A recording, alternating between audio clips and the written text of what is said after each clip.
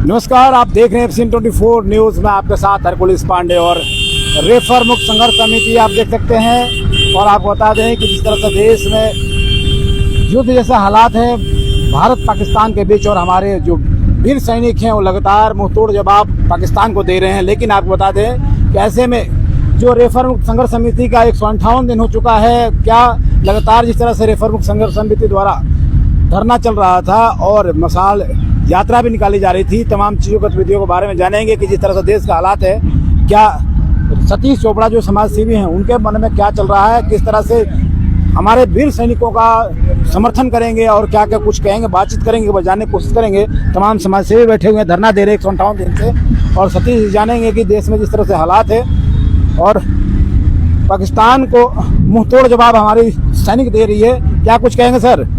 नमस्कार। पहले तो मैं इंडियन आर्मी को सैल्यूट करता हूं और जो हमारे सैनिक हैं उनको सलाम करता हूं। जो पाकिस्तान ने जो नापाक हरकतें हिंदुस्तान में बार बार करता रहा है, आज उसको मुंह तोड़ जवाब दिया जा रहा है। पर दुख है, एक बात का थोड़ा सा अफसोस है, दुख है कि जिस आतंकवादी के परिवार को हिंदुस्तान की आर्मी ने मारा, उसको पाकिस्तान वालों ने शहीद का दर्जा दिया। उसको पाकिस्तान की आर्मी ने उसकी जो है मिट्टी दी गई उसको वहाँ पे, और पूरे राज के सम्मान के साथ उसको जो है दफन किया गया। इससे पूरी दुनिया के सामने उसका जो चेहरा है वो सामने आ गया कि पाकिस्तान की आर्मी ही आतंकवादी के रूप में भारत में नापाक हरकतें करती रही है और पूरा पाकिस्तान की आर्मी का उनको सपोर्ट रहा है।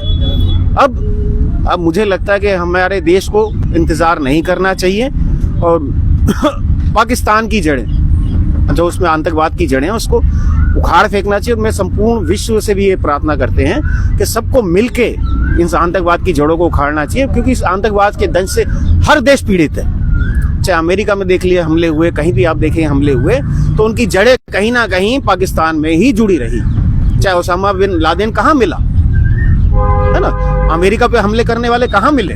मतलब आतंकवादी तो है ही, यानी कहीं ना कहीं आतंक राष्ट्र पाकिस्तान कह सकते हैं। बिल्कुल बिल्कुल, एक गढ़ कहा सकता है कि हमने पहले भी एक मांग की थी भारत सरकार से कि पाकिस्तान को आतंकवादी राष्ट्र घोषित किया जाए, है ना।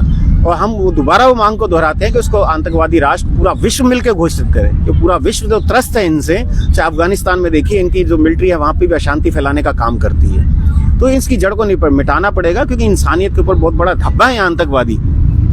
ये अपने निजी स्वार्थ के लिए आम आदमी को भी निशाना बनाते हैं। तो और हमारी संघर्ष समिति ने सबने मिलकर, साथियों ने एक निर्णय लिया है, जिससे मैं आपके चैनल के माध्यम से जो है अवगत कराना चाहता हूं देशवासियों को भी, कि जब तक हमारे देश में युद्ध के बादल मंडराते रहेंगे, हम सरकार का किसी भी तरीके से कोई विरोध प्रदर्शन नहीं करेंगे।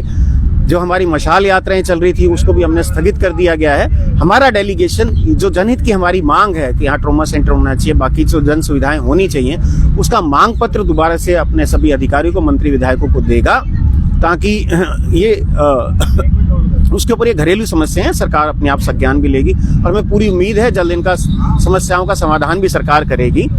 हमें अपनी सरकार पे पूरा भरोसा, भारतीय सरकार, भारत की जो सरकार है मौजूदा, और इंडियन आर्मी है, उनके साथ खड़े हैं। और जल्द हम आतंकवाद का पुतला बीके चौक पे भी फूकेंगे, और हमारी समिति जैसे आगे निर्णय लेते रहेंगे, आपके माध्यम से हम जनता को उससे अवगत भी कराते रहेंगे।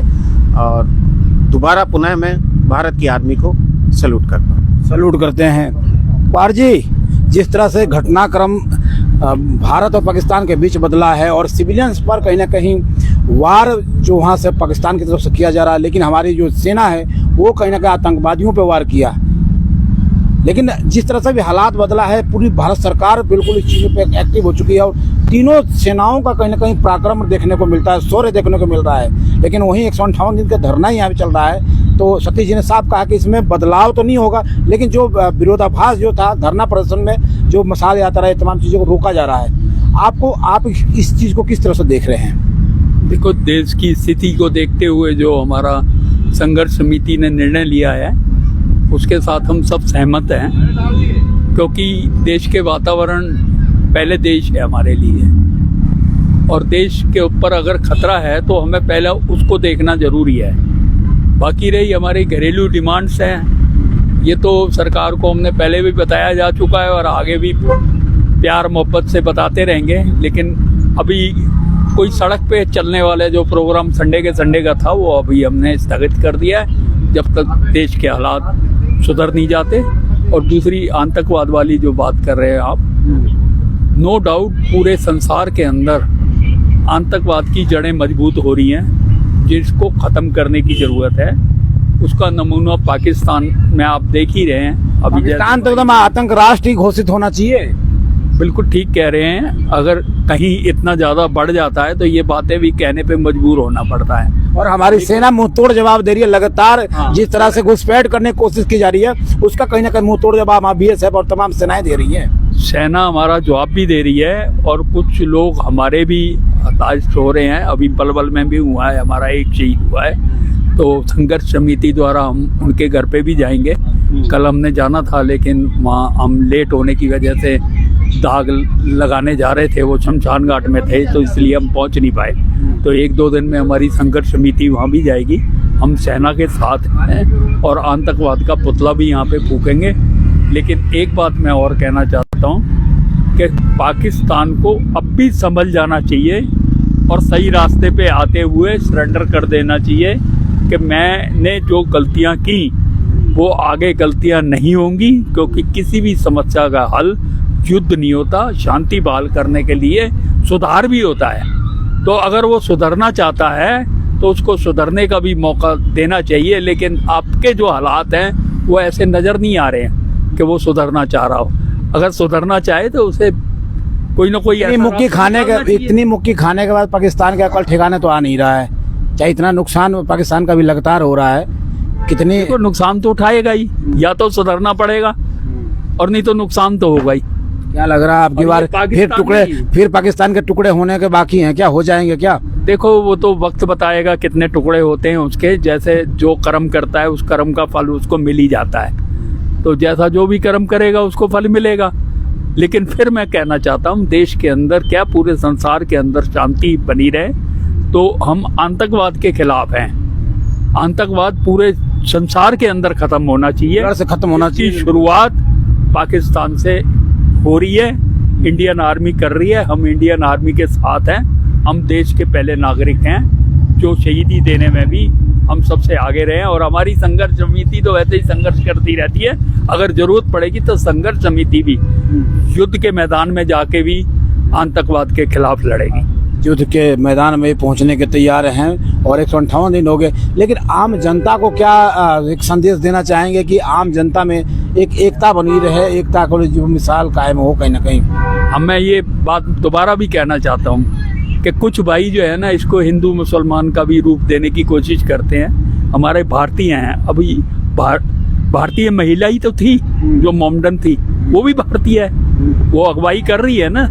तो हमें अपने देश का वातावरण खराब नहीं करना चाहिए, हमें पटना नहीं चाहिए। क्योंकि जब हम बाहर लड़ाई लड़ रहे हैं तो कम से कम हमारा आपसी जो एकता है देश के अंदर वो बरकरार रहनी चाहिए। हमें ऐसा वातावरण नहीं बनाना चाहिए जिसमें देश अंदरूनी तौर पे कमजोर हो। ये वक्त आपसी एकता बढ़ाने का है ताकि हम टक्कर ले पाए। आपसी एकता की जरूरत है। जिस तरह से देश हमारी मजबूती से उन आतंकवादियों से लड़ रहा है, पाकिस्तान को मुंहतोड़ जवाब दे रहा है, तो एकता की जरूरत है। अभी बटने की जरूरत नहीं है और मुंहतोड़ जवाब देने का समय आ चुका है और पाकिस्तान को कहीं ना कहीं टुकड़े टुकड़े करने का समय आ चुका है। और हमारी जो तीनों सेनाएं हैं और हमारे जो भारत सरकार की जिस तरह से रणनीति है ये कहीं ना कहीं कारगर साबित होती नजर आ रही है। सतीश जी कुछ कहना चाहते हैं? सतीश जी क्या कहेंगे? जी मैं एक ही अपील करना चाहूंगा कि सिर्फ एकता की जरूरत आपदा के समय में नहीं होती। एकता जो है हमारे देश की बुनियाद है, भाईचारा हमारे देश की बुनियाद है, इसको सदैव कायम रखें।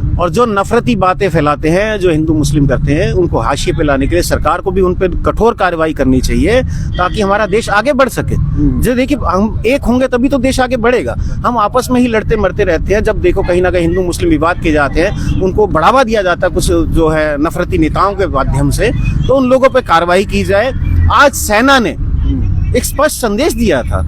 एक स्क्वाड्रन लीडर थी जो महिला मुस्लिम थी, एक जो है हिंदू थी, है ना। तो ये स्पष्ट संदेश दिया कि हमारा देश एक है, क्योंकि उनका हमला करने का, जो धर्म पूछ के हमला करने का मकसद ही यही था कि हमारे देश में भाईचारे को तोड़ा जाए, देश को कमजोर किया धर्म जाए। पूछ के अब तो सिविलियंस पे भी वार कर रहे हैं वो, वही कह रहा हूँ, उन्होंने सीज़फायर को बार बार तोड़ रहे सुन लीजिए, उन्होंने धर्म पूछ के अटैक किया था ना, और हमारा देश अपने देश का नाम बता के कर रहा है कि हम भारतवासी हैं और मुंह तोड़ जवाब देंगे।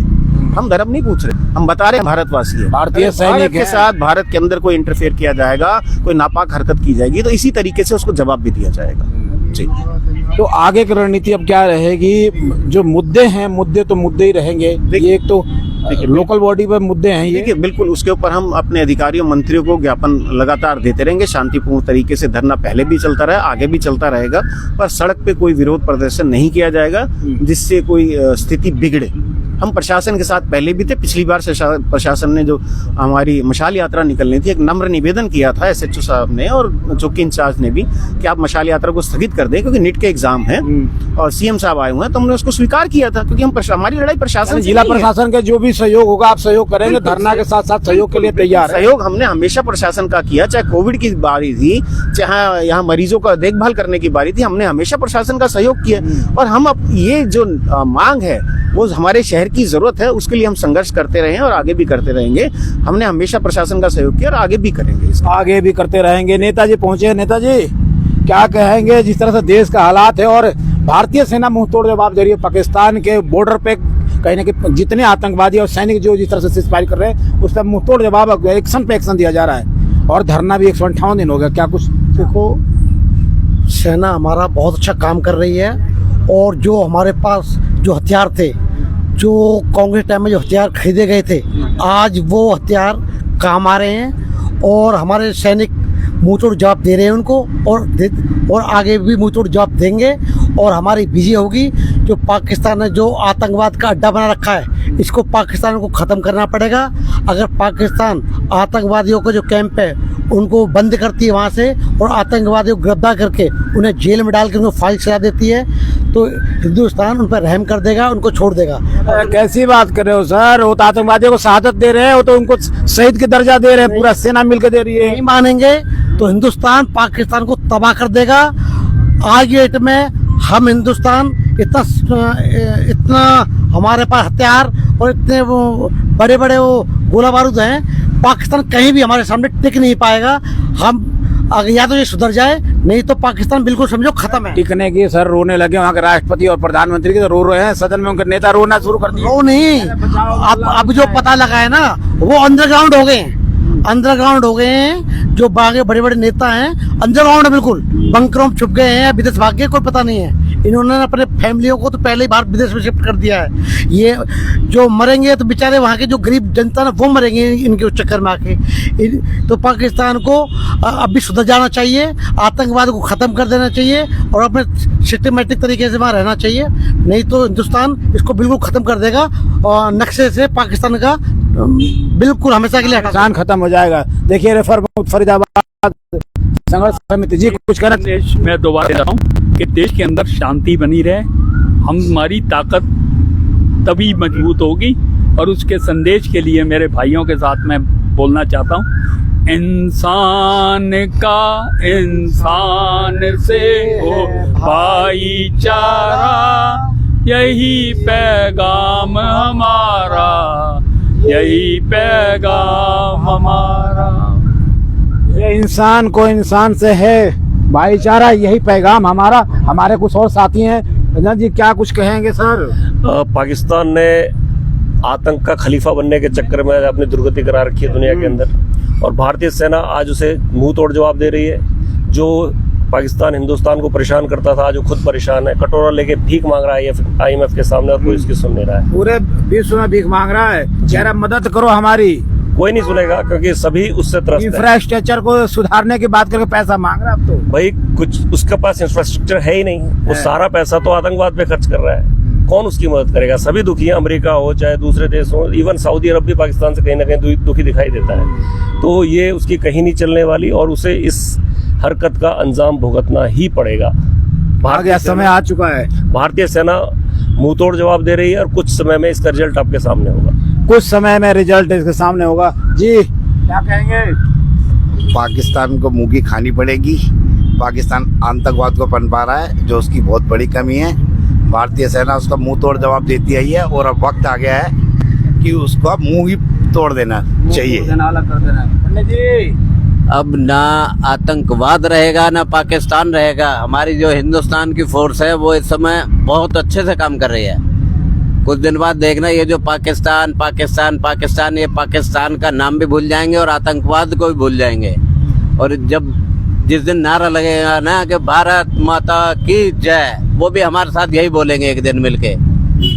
पानी बंद होने के बाद हालत खराब हो गई पहले ही। पानी, ये तो अभी एक एक चीज को तरस जाएंगे। ये जो आतंकवाद को पनाह दे रहे हैं, आतंकवादियों को पाल रहे हैं, इनकी देख रेख कर रहे हैं, इनके जो शहीदों को दर्जा दे रहे हैं, अभी तो पानी बंद करा है, अभी तो ये रोटियों को भी तरसेंगे। रोटियों को तरसेंगे, बिल्कुल। देखिए पंडित जी कह रहे हैं रोटियों का तरसेंगे, लेकिन 158 दिन हो गया, धरना बदस्तूर जारी है। जो चीज़ें थी, मसाल यात्रा या और भी जो भी इसमें चलता रहा प्रोग्राम कार्यक्रम जो था, और वो सड़कों पे अब बंद हो चुका है। लेकिन सरकार के साथ पूरा धरना में बैठे सतीश चोपड़ा जी साहब का है कि सरकार, जिला प्रशासन जिस तरह से आदेश करेगी हम उनके साथ एकदम खड़े हैं और देश के लिए एकदम जी जान लगा देंगे। जहाँ शरत पर जरूरत पड़ेगी तो वहाँ भी पहुँचेंगे। लेकिन हाँ, इनकी जो मांग है वो मांग अपना प्रशासन और अधिकारियों तक पहुँचाते रहेंगे, ज्ञापन सौंपते रहेंगे। लेकिन बाहर की कोई धरना और किसी तरह का कोई मूवमेंट नहीं रहेगा और देश के साथ